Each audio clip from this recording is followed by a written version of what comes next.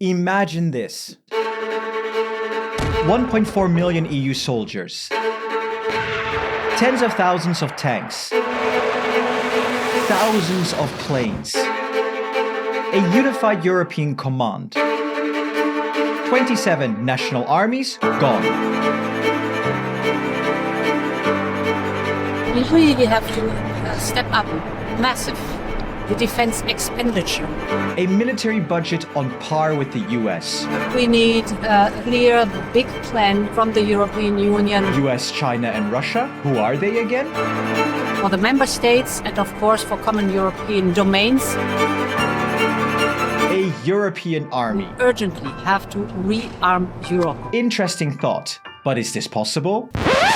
No, not even close. You see, for this to happen, the EU would have to transform into a federal state with full control over foreign policy and the armed forces. And frankly, many member states have zero appetite for integrating that far. But that doesn't mean the EU can't do more together. In fact, there might be room for a European army that complements national armies without actually replacing them. Therefore, in this video, we're diving into how this would actually work and whether this is even remotely possible. A lot of the analysis in this video is based on an article from the Center for Strategic and International Studies, so check them out if you are interested. Link in the description below. So how would a European army actually work? First and foremost, as mentioned before, this would be a hybrid force, not a replacement for national armies, but a complement to them. The backbone of Europe's defense would still rely on its major national militaries: France, Poland, Germany, and if it chooses, the United Kingdom. These national armies already exist and provide substantial combat power. Next to the national armies, the EU can then establish a standing common force, one that doesn't belong to any single nation, but is collectively owned and operated by the European Union. This force could be around 100,000 soldiers strong, effectively replacing the 100,000 US troops currently stationed across the continent. And this idea isn't new. Back in 1998, Tony Blair and Jacques Chirac agreed to create a 60,000 strong rapid reaction force to handle European crises independently. The plan was ambitious, aiming to make Europe more self-reliant in defense matters. But it never really took off. Why? First, the lack of political will, as many EU countries were reluctant to commit the necessary resources. Second, uncertainty about how this would work alongside NATO.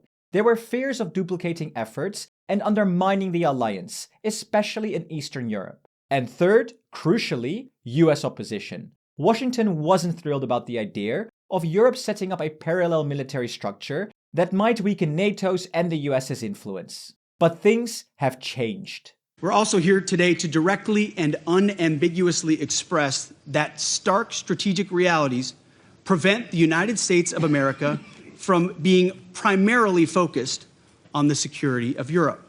It really is a bit ironic, considering the biggest opponent of a unified European defense for decades was the United States. But that's a topic for another video. The Center for Strategic Studies suggests that a 100,000 strong EU army should first focus on establishing a unified doctrine and training program. This doctrine could align with that of one of the more powerful member states, France for example, ensuring that all troops operate seamlessly together. After all, European forces are already training completely green Ukrainian soldiers in combat tactics, so the blueprint is there. As for the officers, they could be recruited directly from existing European militaries, bringing in experience and leadership without reinventing the wheel. And when it comes to recruits, they could be drawn from across Europe, with the EU offering competitive salaries that might be especially appealing to people in poorer regions. This approach could also serve as an indirect investment into those countries. Interestingly, the research paper also argues that the EU can recruit from EU candidate countries, like the Western Balkans, in exchange for EU citizenship. As for language barriers, something long seen as a major obstacle, this might no longer be such a big deal. English will be the standard and a requirement. And let's face it, most Europeans are practically taught it at birth. The bigger challenge, though, is creating a European command structure that can oversee both the EU army and national militaries, capable of coordinating military efforts across the continent. Right now, the EU only has a very basic version of this command system, mainly managing peacekeeping missions. However, efforts to expand it have been blocked, mainly due to US concerns about undermining NATO's influence. This isn't very surprising, as NATO's supreme commander in Europe has always been a US officer.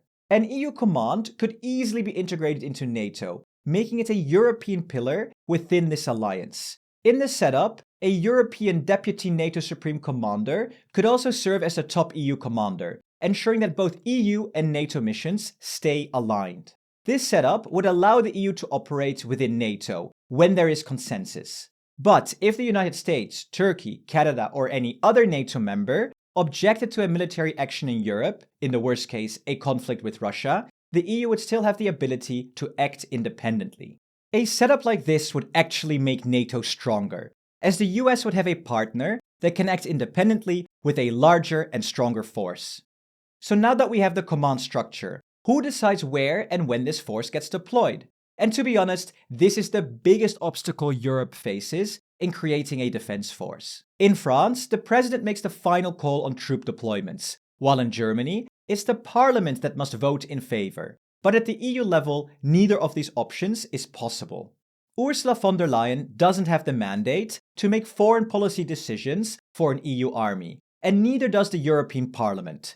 For that to happen, the EU would need to go through treaty reform, a process similar to changing a national constitution that could take years. The most realistic option would be to give this power to the European Council, the body that includes all the EU heads of state. This way, the decision to deploy the EU army would rest with our elected leaders, ensuring both legitimacy and accountability.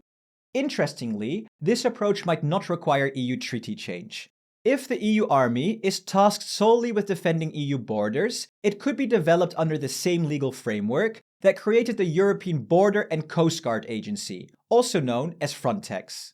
And then there's Article 42.7 of the EU Treaty, which couldn't be clearer. It says that member states should use all the means in their power to assist a member state that is a victim of armed aggression. And deploying the EU army would certainly seem consistent with using all the means in their power. Now, before we dive into whether a European army is even possible, have you checked out our Patreon? Our members of parliament get to vote on our video ideas directly on our Discord, and the winning topic actually gets made into a video right here on this channel. Plus, we're turning this into a weekly event, so you'll have a real say in the direction of the channel. It's also a huge help in keeping us independent and creating these videos. So please support us and find the link in the description below. And to all our existing patrons out there, thank you so much for your support. So, is an EU army actually possible? Well, it needs a lot of political will. But getting all 27 member states to agree on a common EU military force? No chance.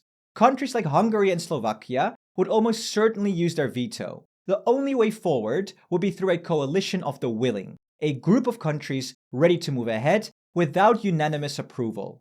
And this concept really isn't that abstract. Not all EU countries are part of the EU Schengen area, or the Eurozone for that matter. And there's even 4 non-EU countries that are part of the Schengen area. A similar approach could work for the EU army. Willing countries could opt in, while others could opt out. For example, 23 countries might join, and possibly even the United Kingdom, a non-EU country, making it 24. Each participating country would then decide how they want to contribute.